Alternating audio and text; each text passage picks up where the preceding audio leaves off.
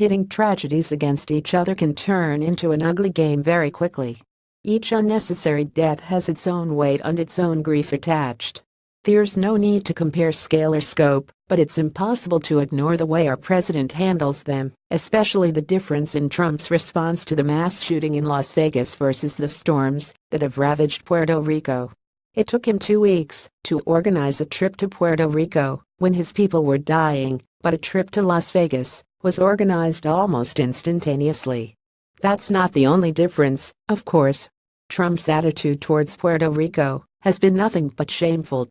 Although Hurricane Maria's death toll technically is 17, the real force of it has yet to be known. The reason is simple: there's simply not the electricity, the water, or the basic needs to move on from this tragedy, let alone understand the scale of it. The morgues are full. It's unclear how many more will be found dead at the end of this.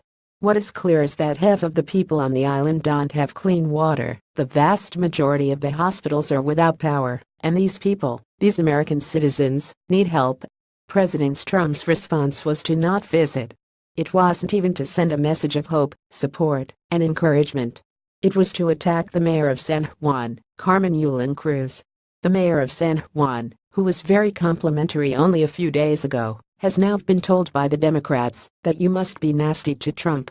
Donald J. Trump at Donald Trump September 30, 2017, such poor leadership ability by the mayor of San Juan and others in Puerto Rico who are not able to get their workers to help. They, Donald J. Trump at Donald Trump September 30, 2017, want everything to be done for them when it should be a community effort. 10,000 federal workers now on island, doing a fantastic job. Donald J. Trump at Donald Trump September 30, 2017 from a golf course, he criticized the mayor of a city where people are dying. He did it over Twitter. The lack of respect, the lack of decency, is dumbfounding. Cruz, for her part, had bigger, less petty, priorities. I don't care, Cruz told Meet the Press. He can attack me all he wants, bring it on, I'm here, if it saves lives. If it gets the message in the right place, frankly my dear, I don't give a damn. Then the Las Vegas mass shooting happened. Trump responded with some of his most restrained words, both on Twitter and in a statement. Announcements that he would visit Las Vegas followed soon after. He is scheduled to arrive Wednesday.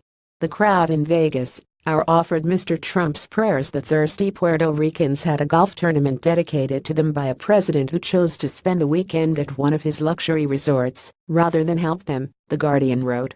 They have no water, let them drink from golfing trophies. My warmest condolences and sympathies to the victims and families of the terrible Las Vegas shooting.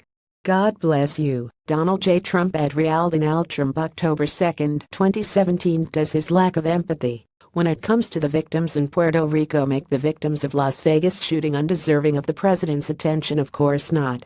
But the sharp distinction in treatment cannot, and should not, be ignored. The people of Puerto Rico are already treated poorly. They don't even have the right to vote. And when tragedy struck, the president could not muster the humanity to show compassion. But when a largely white crowd at a country music festival is attacked, he could.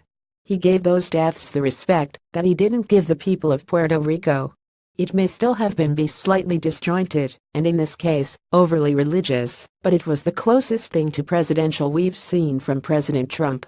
He'll finally visit Puerto Rico on Tuesday, October 3, 2 weeks after Hurricane Maria. Maybe he'll say the right things now that he's there, but even if he does, it can't take away his initial response. It won't erase the blatant inequality that he displayed and the way his reaction differed when the people affected were largely white and English-speaking. Trump's behavior spoke volumes, and it won't go unnoticed.